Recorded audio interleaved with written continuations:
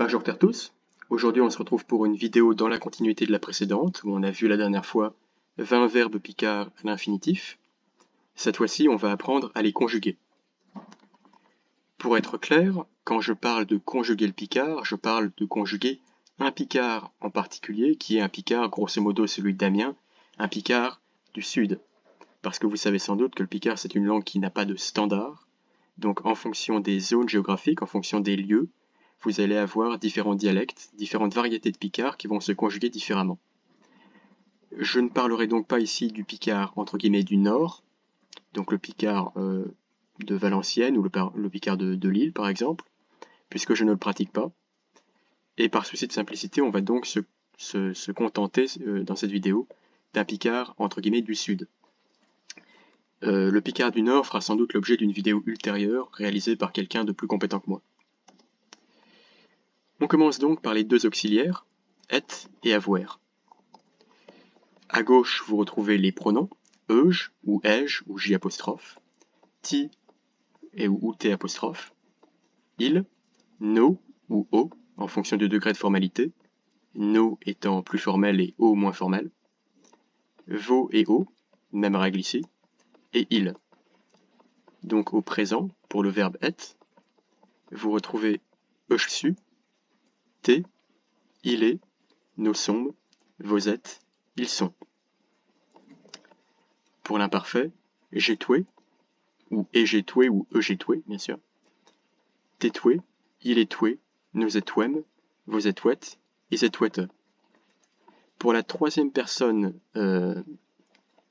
du pluriel, quand je mets une terminaison un peu bizarre, comme ça, avec un T' suivi d'un ENT, ça renvoie à l'existence d'une sorte de choix à la fin du mot.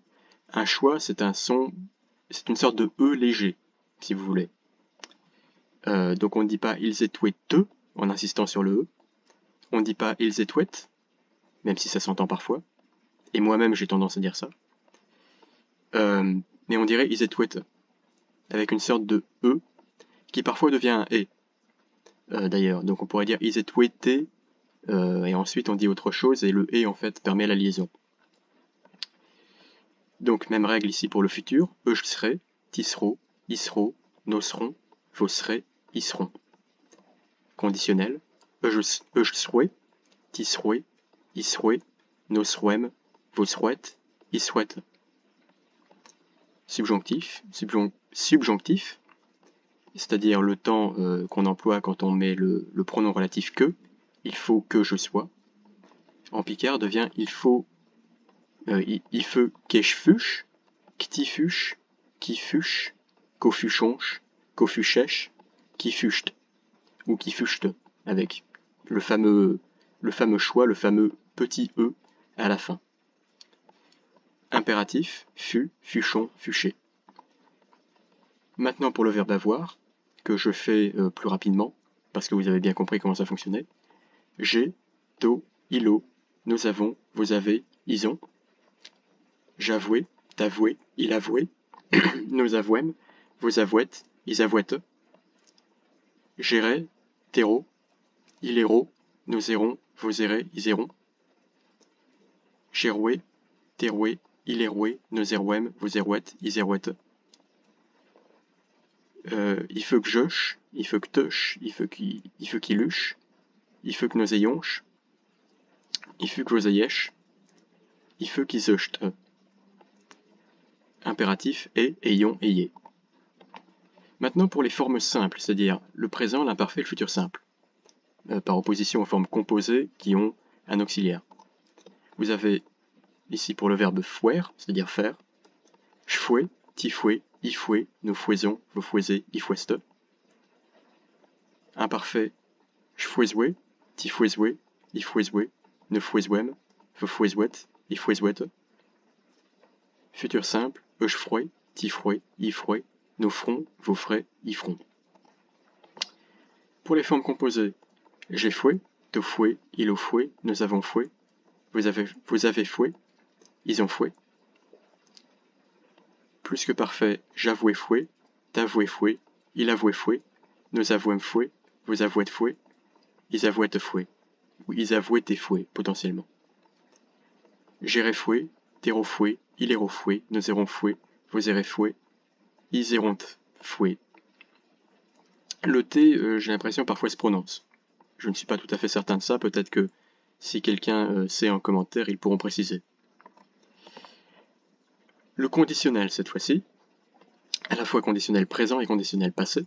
J'feroué, tiferoué, iferoué, nous ferouem, vous ferouet, ifouette. J'eroué foué, teroué foué, il eroué foué, nous erouem foué, vous erouet foué, ils erouet foué. Pour le passé simple, c'est un peu plus compliqué que ça. Puisque, comme en français, le passé simple s'emploie quasiment pas à l'oral, et même à l'écrit, dans la mesure où le picard est une langue qui en général s'écrit sur la base du parler. Même à l'écrit, c'est excessivement rare qu'on le rencontre, donc on a tendance à le remplacer, comme en français encore une fois, par le passé composé, ou plus rarement par une forme surcomposée, qui en français s'emploie quasiment pas d'ailleurs. Et qui également au picard, j'insiste sur le fait que c'est rarement employé, moi-même je ne m'en sers quasiment pas.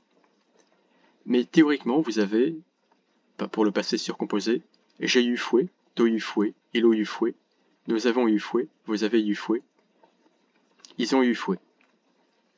Plus que parfait surcomposé, j'avoue eu fouet, t'avoues eu fouet, il avouait eu fouet, nous avouêmes eu fouet, vous avouez eu fouet, ils avouaient eu fouet. Ici j'ai utilisé une graphie différente, c'est une irrégularité, je n'aurais pas dû. Mais ça vous montre également que le picard parfois a tendance à utiliser des graphies un peu différentes. Je crois que celle-ci, le double T suivi d'un E, est plus courante que celle que j'ai tendance à employer ici. Donc ça peut être intéressant que vous voyez différentes graphies, même si, pour être tout à fait honnête, c'est une erreur de ma part. Ensuite, le futur antérieur surcomposé, j'ero eu fouet, j'irai eu fouet, pardon, t'ero eu fouet, il ero eu fouet, nous irons eu fouet, vous irez eu fouet, ils iront eu fouet. C'est le subjonctif, maintenant. Il se caractérise généralement par une terminaison en che. Donc pour le verbe tremner, par exemple, le premier groupe, tremner signifiant trembler, vous avez trende, trende, trende, trennonche, trennèche, tranchte. Ensuite, second groupe, à suffire, qui signifie suffire ou plutôt contenter. Par exemple, si vous avez suffisamment mangé, peut-être que vous direz que vous êtes assuffi. On a donc assuffiche, assuffiche, assuffiche, assuffichonche, assuffichèche, assuffichte. Pour prindre, prendre, troisième groupe, vous avez prinche, prinche, prinche, princhonche, princhèche, princhte. Remarque importante sur le subjonctif, qui ne fonctionne pas tout à fait comme en français, ou plutôt, il est parfois remplacé par un mode d'expression que nous n'avons pas en français.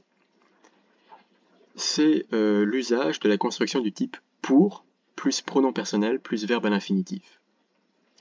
Par exemple, dans une phrase comme « j'ai pour mimier », qui signifierait littéralement « c'est pour moi manger », et qu'on traduirait en français par « c'est pour moi » et « c'est pour que je le mange ». Donc vous voyez qu'ici, en français, il faut passer par le subjonctif, mais en picard, on peut garder l'infinitif du verbe, ici mier ou mier, avec la structure pour plus pronom personnel plus verbe à l'infinitif. D'autres exemples incluraient des phrases telles que « chez pour lui comprendre », c'est pour lui et c'est pour qu'il comprenne, ou bien « ils font chaud pour eux bien dormir », ils font cela pour eux, pour eux-mêmes, et pour qu'ils dorment bien. Donc si vous n'avez pas beaucoup de facilité à mémoriser les règles du subjonctif, vous pouvez tout simplement utiliser ce genre de construction, le sens est sensiblement le même. Ensuite, pour la formulation interrogative, on s'écarte un petit peu ici de la conjugaison, mais je trouvais que c'était cohérent de le faire en même temps. Contrairement au français métropolitain, mais comme le français canadien, le picard fait usage de la particule interrogative ti, qui se prononce tu au Canada, pour former les phrases interrogatives positives. Par exemple, dans la phrase « Toti comprends ce qu'il dit », qui signifie « t'as compris ce qu'il a dit ».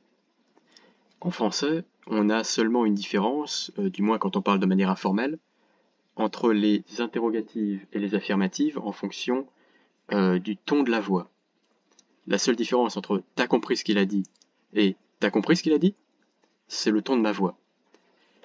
Mais en picard, il y a réellement une différence, puisque l'affirmative se dirait « t'o comprinche qu'il a dit » et l'interrogative se dirait « t'o ti comprinche qu'il a dit ».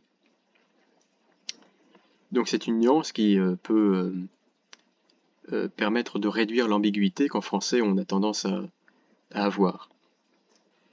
Même chose dans la phrase suivante. Chez-ti comme chose se prononce. C'est comme cela que ça se prononce. Vous voyez qu'en français, il n'y a réellement aucun élément dans la phrase, si ce n'est la prononciation, qui apporte la nuance qu'apporte ti. À noter que, à ma connaissance, cette formulation ne s'applique pas aux négatives. Donc on ne dirait pas schnettipon correct. La négation, en général, n'a pas lieu quand on emploie ti. Je ne saurais pas dire pourquoi, mais c'est mon impression. Et je crois bien que dans le site chez Diseux d'acheteur, qui est un des blogs Picard, sans doute d'ailleurs le blog Picard le plus populaire, je crois bien avoir vu cette même règle. Alors tout ça, ça a été très,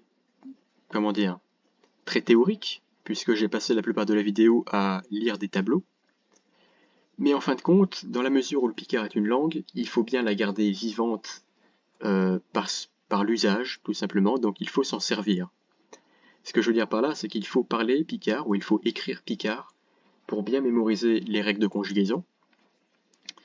Et si vous n'avez pas les moyens de parler picard dans la vraie vie, eh bien vous pouvez au moins essayer de le faire sur internet. C'est pourquoi j'ai décidé de vous présenter, non pas de vous présenter puisque vous saviez sans doute déjà qu'il existe, mais j'ai décidé de vous inviter dans ce serveur Discord, LinkPicart, où, comme il est écrit, on parle en picard et on essaye de s'entraider les uns les autres.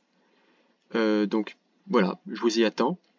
Et si ça vous intéresse, je vous souhaite à bientôt, puis à la D.